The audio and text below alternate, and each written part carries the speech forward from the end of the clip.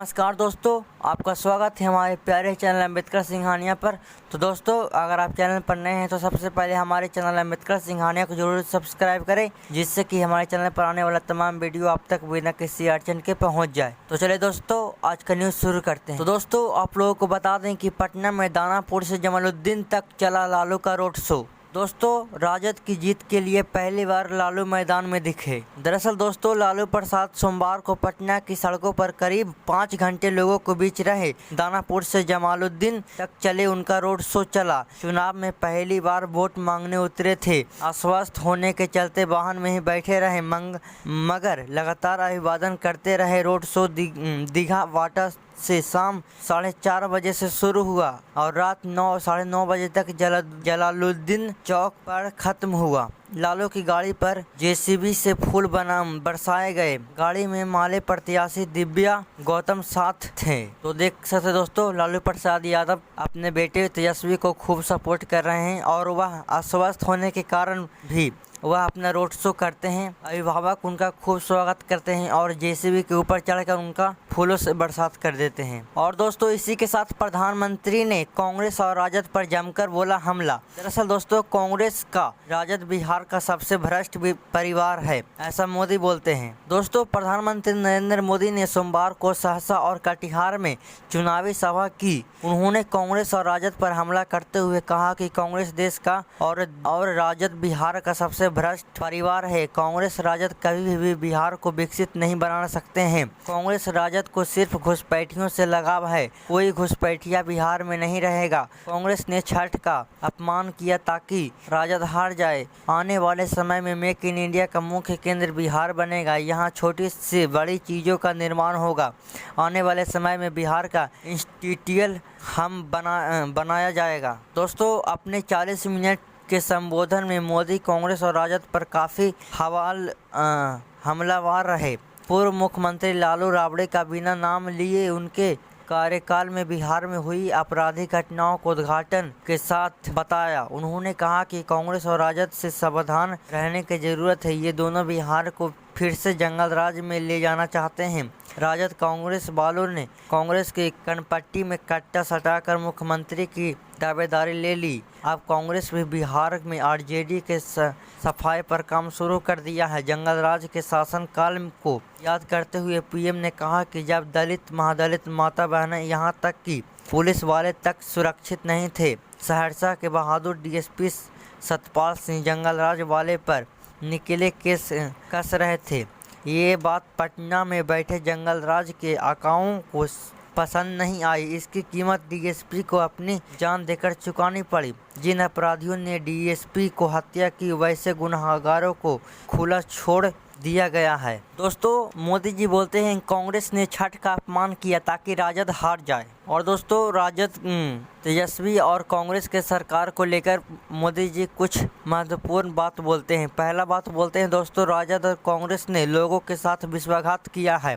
जहां कट्टा क्रूरता का राज हो, वहां कानून दम तोड़ देता है। मेक इन इंडिया का मुख्य केंद्र बिहार बनेगा। दोनों को घुसपैठियों से लगाव, पर एक भी घुसपैठिया बिहार में नहीं रहेगा। बिहार को देश के मुख्य पर्यटन राज्य के रूप में भी विकसित करेंगे। दिल्ली, पटना से निकला एक एक रुपया आपके खाते में पहुंचता है। आरजेडी ने कांग्रेस की कनपट्टी में कट्टा सटाकर मुख्यमंत्री की दावेदारी छीन ली है। और दोस्तों, प्रधानमंत्री नरेंद्र मोदी बिहार के लोगों से यह वादा करते हैं कि मेक इन इंडिया का मुख्य केंद्र बनेगा बिहार। दोस्तों, पीएम ने कहा कि बाढ़ से बचाव के लिए एनडीए सरकार द्वारा कई कदम उठाए गए हैं। 11,000 करोड़ से अधिक की राशि से कोसी, बागमती, गंडक, बेसिन में बाढ़ रोकने के लिए सुरक्षा कवच तैयार किया जाएगा। कोसी मेची लिंक प्रोजेक्ट इलाके में समृद्धि लाएगी। कोसी तटबंधों को ऊंचा और चौड़ीकरण की जाएगा। मधेपुरा रेल इलेक्ट्रिक लोकोमोटिव कारखाने से अब तक 500वां इंजन तैयार होकर रेल को समर्पित हो चुका है। आने वाले समय में बिहार में इलेक्ट्रिक वाहन, मोबाइल भी निर्माण होगा। बिहार मेक इन इंडिया का मुख्य केंद्र बनेगा। बिहार को देश के मुख्य पर्यटन राज्य के रूप में भी विकसित किया जा रहा है। और दोस्तों, मोदी जी यह दावा करते हैं कि कांग्रेस राजद घुसपैठियों को संरक्षण दे रहे। दोस्तों, मोदी ने कहा कि राजद और कांग्रेस बिहार की सुरक्षा और सीमांचल की जनसंख्या संरचना के साथ खिलवाड़ कर रहे हैं। वोट पाने के लिए ये लोग घुसपैठियों को संरक्षण दे रहे हैं, जिससे कि बिहार और देश की सुरक्षा खतरे में पड़ रही है। सीमांचल में वर्षा से अधिक आबादी का संतुलन बदलने की कोशिश चल रही है। अररिया, किशनगंज, पूर्णिया और कटिहार में घुसपैठियों की साजिशों सक्रिय है। भाजपा एनडीए सरकार भारत ने नागरिकों को अधिकारों की सुरक्षा। कांग्रेसी और राजद बिहार को फिर से जंगल राज में ले जाने चाहते हैं। आपका एक वोट बिहार को समृद्धि और विकसित बनाएगा। जंगल राज को लौटाने मत दीजिए, ऐसा मोदी जी बोलते हैं। और दोस्तों, इसी के साथ महिला वनडे वर्ल्ड कप हमारे 20 विजेता टीम ने बीसीसीआई 51 करोड़ तो आईसीसी 40 करोड़ देगा। महिला क्रिकेट में पहली बार इतनी धन वर्षा हुई। दोस्तों, देश की शान हमारी ब्रिगेड को 91 करोड़ का शगुन मिलेगा, सबसे बड़ा इनाम है। दरअसल दोस्तों, 52 साल में पहली बार महिला वनडे क्रिकेट वर्ल्ड कप जीतने वाली टीम इंडिया पर पैसों की जबरदस्त बारिश हो रही है। कप्तान हरमनप्रीत की वाली टीम ने रविवार को वर्ल्ड कप जीता था। अब भारतीय क्रिकेट कंट्रोल बोर्ड बीसीसीआई ने हरमनप्रीत ब्रिगेड को 51 करोड़ रुपए नकद पुरस्कार देने की घोषणा की है, जबकि अंतर्राष्ट्रीय क्रिकेट परिषद ने विजेता टीम को 40 करोड़ रुपए देगा। यह राशि 2022 की महिला वर्ल्ड चैंपियन ऑस्ट्रेलिया टीम को मिली 11.68 करोड़ की राशि से 263% ज़्यादा है। हालांकि 2024 में भी T20 वर्ल्ड कप जीतने वाली भारतीय पुरुष क्रिकेट टीम को अकेले बीसीसीआई ने 125 करोड़ रुपए की प्रोत्साहन राशि दी थी, जबकि आईसीसी ने 5.53 करोड़ रुपए दिए थे। कल मिल सकते हैं मोदी। दोस्तों, प्रधानमंत्री नरेंद्र मोदी विश्व कप विजेता से बुधवार को मुलाकात कर सकते हैं। इसी के साथ दोस्तों, करोड़ों सपने पहली टी शर्ट पर लिखा था गुड बैट्समैन। दोस्तों, कप्तान हरमनप्रीत ने ट्रॉफी के साथ सोते हुए एक तस्वीर शेयर की। इसके साथ उन्होंने लिखा कि कुछ सपने करोड़ों लोगों के होते हैं, इसलिए क्रिकेट सबका खेल है।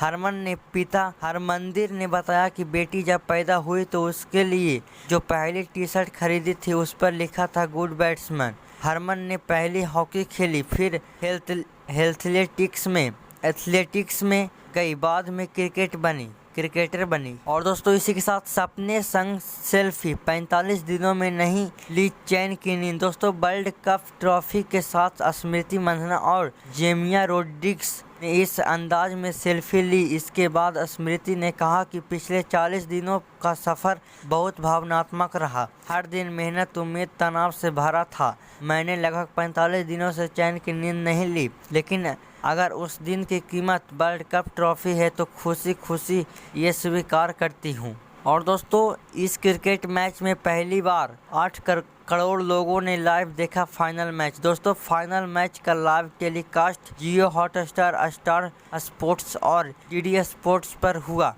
मैच के रोमांचक मोड़ पर 8 करोड़ लोगों ने जियो हॉटस्टार पर लाइव मैच देखा। इससे यह महिला क्रिकेट का सबसे अधिक देखे जाने वाला मैच बन गया, जबकि टूर्नामेंट के शुरुआती 13 मैचों में कुल 6 करोड़ टीवी दर्शकों मिले थे। इससे पहले टूर्नामेंट में भारत और पाकिस्तान मैच को 2.84 करोड़ दर्शक मिले थे। और दोस्तों, सीतामढ़ी और मधुबनी में केंद्रीय गृह मंत्री ने की सभा। दोस्तों, अमित शाह बोले बिहार से लालू और देश से राहुल का सुपड़ा साफ हो जाएगा। दरअसल दोस्तों, केंद्रीय गृह मंत्री अमित शाह ने सोमवार को राजद और कांग्रेस पर तीखा प्रहार किया। उन्होंने कहा कि 14 नवंबर की सुबह 8 बजे जैसे ही मतपेटी खुलेगी तो दोपहर 1 बजे तक बिहार से लालू और देश से राहुल का सुपड़ा साफ हो जाएगा। उन्होंने दावा किया है कि इस बार बिहार की जनता ने मन बना लिया है कि जंगल राज और भ्रष्टाचार की राजनीतिक नहीं बल्कि विकास का सुशासन की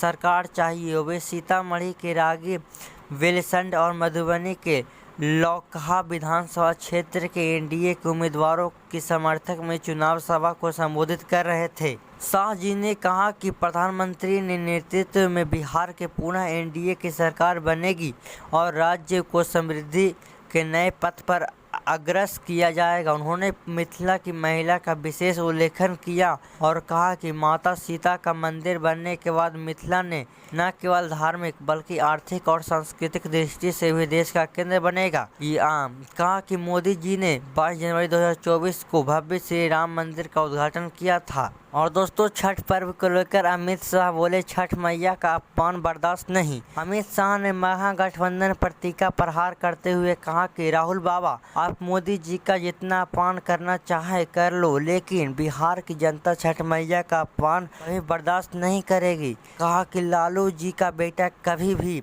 यहाँ का सीएम नहीं बन पाएगा और सोनिया जी का बेटा दिल्ली में भी पीएम नहीं बन पाएगा। इधर मिथिला वासियों के सम्मान को लिए गुजरात में शाश्वत मिथिला कार्यक्रम हमने शुरू किया, क्योंकि मिथिलांचल का ज्ञान जो है वह कभी धुंधला नहीं हो सकता है। इसी के साथ दोस्तों, प्रियंका का रोड शो में लखीसराय और सहरसा में भी सभा। दोस्तों, प्रियंका गांधी बोली, पीएम मोदी को अपना अपमान मंत्रालय बना लेना चाहिए। दरअसल दोस्तों, कांग्रेस की राष्ट्रीय महासचिव प्रियंका गांधी वाड्रा ने सोमवार को प्रधानमंत्री नरेंद्र मोदी पर तंज कसा। कहा कि पीएम हर राज्य में जाकर कहते हैं कि विपक्ष ने उसे राज्य का अपमान किया, इसलिए उन्हें अपनी सरकार में एक अपमान मंत्रालय बना लेना चाहिए। बिहार में की जनता के अधिकारों पर हमला हुआ है, क्योंकि राज्य के 65 लाख लोगों का नाम वोटर लिस्ट से काट दिए गए हैं। वोट काटने का मतलब है कि आपके अधिकार को वोट दिया गया। वे लखीसराय और सहरसा में चुनावी सभा को संबोधित कर रही थी।